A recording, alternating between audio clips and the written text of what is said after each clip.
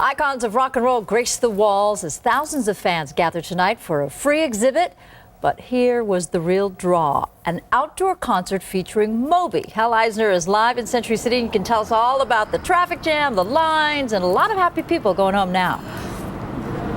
Well, it was pretty remarkable. The way I understand it, there were some 35,000 people that RSVP'd for this free concert tonight, but there was really only room for about 4,000 of them. So as you can well imagine, a lot of people had to go home disappointed, not getting to see what we saw, Moby.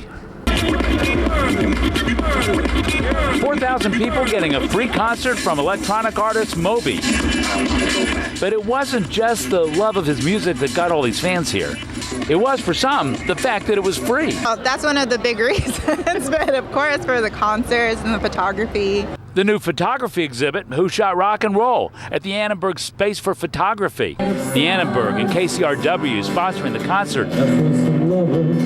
But even to the sponsors, the long lines were a surprise. Avenue of the Stars looked a little like the 405 freeway during rush hour. Real pain in the neck, huh? Sure is. But for those who got in, it was all good. I guess it takes me back to my youth. I kind of relive some of the music and the experiences I had growing up. It's just amazing seeing all these kind of off the beaten path photographs. They looked at photographs like this one of James Brown with a discriminating eye. Yeah. You're looking at James Brown's smile? Yeah, you're like his expression and her expression, like what they're feeling and what's evoking from him. Pictures from great rock and roll photographers on the walls, a movie of those who shot rock and roll pictures on the screen. Yeah, I've always tried to capture what's going on. I've had people tell me they thought that it felt like they were there looking at my photos, which is kind of interesting. That's a nice compliment to me. This photo, made for a Henry Rollins album cover, looks like he smashed a mirror.